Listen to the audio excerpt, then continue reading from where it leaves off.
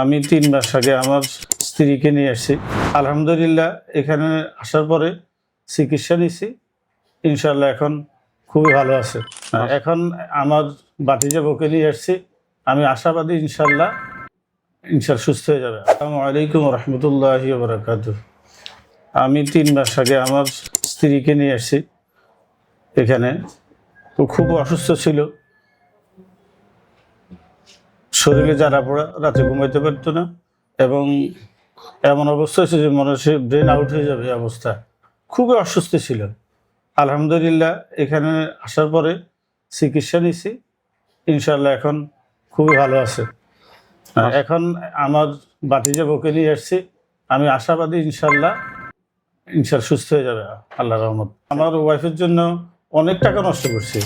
Doctor দেখেছি, প্রায় 70,000 টাকা ডাক্তারকে দেখেছি, কিন্তু ডাক্তারের চিকিৎসা হয় না। হ্যাঁ, তারপরে কবিরাজও দেখেছি ৩ জন।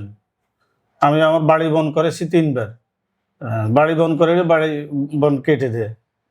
হ্যাঁ, শেষ পর্যন্ত ইনশাআল্লাহ এখানে আসি। এই কোরআনের চিকিৎসা নেওয়ার পরে আলহামদুলিল্লাহ সুস্থ আছে। আপনার সময় আমার ওয়াইফের জন্য দোয়া করবেন, হুজুরের জন্য দোয়া করবেন। ইনশাআল্লাহ আপনাদের সমস্যা দেখা দিলে হুজুর কাছে আসবেন, ইনশাআল্লাহ চিকিৎসা হবে ইনশাআল্লাহ। আসসালামু আলাইকুম ওয়া রাহমাতুল্লাহ।